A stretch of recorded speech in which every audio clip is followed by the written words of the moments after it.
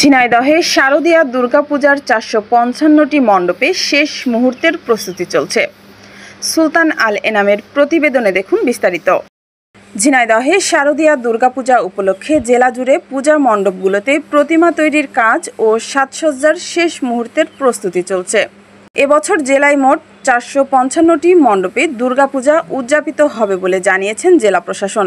সার্বজনীন মন্দির ঝিনাইদহ, আমাদের পূজা মন্দিরের মাটির কাজ শেষ, রঙের কাজ চলছে বর্তমানে। তারপরে ডেকোরেটরের কাজ হবে। ৩ দিনের ভিতরে এই রঙের কাজ অনেকটাই শেষ হয়ে যাবে। আর 3 দিন পরে আমাদের মহালয়া মানে পূজার আনন্দটা সবার ভিতরে চলে আসে। আর মহালয়া 7 দিন পরে পূজা, তো সবার মনে আনন্দ চলছে। পূজা চলে এসেছে প্রায়, তাই সবাই খুশিতে সবাই উপভোগ করছে পূজা, রং করা দেখছে সবাই, অনেকেই এইভাবে। আর জেলা প্রশাসন সূত্রে জানা গেছে, এই সব মণ্ডপের মধ্যে সদর উপজেলায় ১০৯টি, কালীগঞ্জে ১০১টি, কোটচাঁদপুরে ৪৬টি, শৈলকুপায় ১২৫টি, হরিণাকুণ্ডতে ২৭টি ও মহেশপুরে ৪৭টি মণ্ডপ রয়েছে। গত বছরের তুলনায় মণ্ডপের সংখ্যা বেড়ে যাওয়ায় উৎসবকে আরও জাঁকজমকভাবে উদযাপনের প্রস্তুতি চলছে। আমার নাম বিশ্বজিৎ দাস, সাধারণ সম্পাদক, গোকুলচন্দ্র মন্দির, ঝিনাইদহ। এর আগে মাটির কাজ হয়ে গেছে, এখন রঙের কাজ চলতেছে, প্লাস ডেকোরেটরের লোকজন আসবে, ডেকোরেটরের লোকজন কাজ করবে।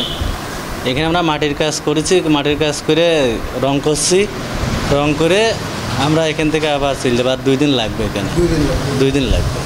আসন্ন দুর্গাপূজা নির্বিঘ্ন করতে জেলা ও উপজেলা প্রশাসন সনাতন ধর্মাবলম্বীদের সঙ্গে নিয়মিত বৈঠক করছে।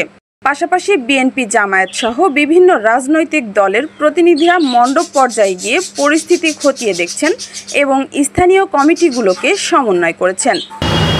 আমাদের মাটির কাজ শেষ হয়েছে, এখন রঙের কাজ শুরু হচ্ছে। আর সামনে অতি শীঘ্রই পূজা হচ্ছে, তো আমাদের রঙগুলো তাড়াতাড়ি সম্পূর্ণ করতে হবে, এটাই মানে আশা করি। এখন এই রঙের যে খরচ পড়ছে, তো অনেক বেশি খরচ পড়ছে, ঠিক আছে, সেই তুলনামূলক আমাদের পারিশ্রমিক সেভাবে নেই।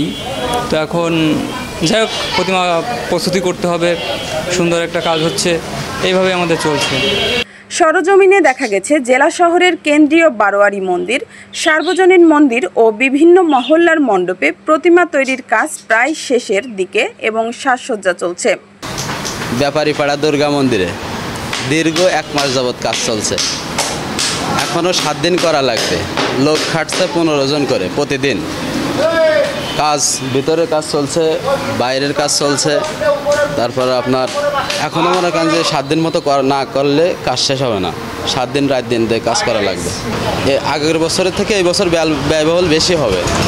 আর তাছাড়াও সব কিছু মিলেই ভালো হবে। ব্যাপারীপাড়া দুর্গা মন্দিরের যে কমিটি বিন্দুগুলো আছেন, সভাপতি, সেক্রেটারি যারাই আছেন, খুব দায়িত্বশীল, প্লাস আমাদের খোঁজখবর নিচ্ছে। আর তাছাড়া এত টাকা ব্যয়বহুল করতেছে ধারণা করার বাইরে। তারা চেষ্টা করতেছে যে সব কিছু মিলে যেন ভালো হয়। কারিগররা বলছেন, নির্ধারিত সময়ের আগেই সব মণ্ডপ সম্পূর্ণ প্রস্তুত থাকবে।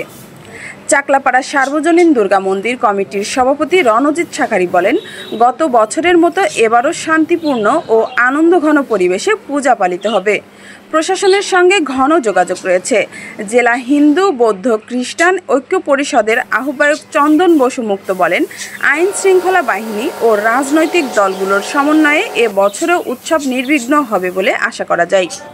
জেলা পুলিশ সুপার অতিরিক্ত ইমরান জাকারিয়া জানিয়েছেন, র্যাব, পুলিশ, গোয়েন্দা ও সাইবার টিম সহ সব ইউনিট জেলাভিত্তিক নিয়মিত নজরদারি চালাবে এবং প্রতিটি মণ্ডপে নিরাপত্তা নিশ্চিত করা হবে।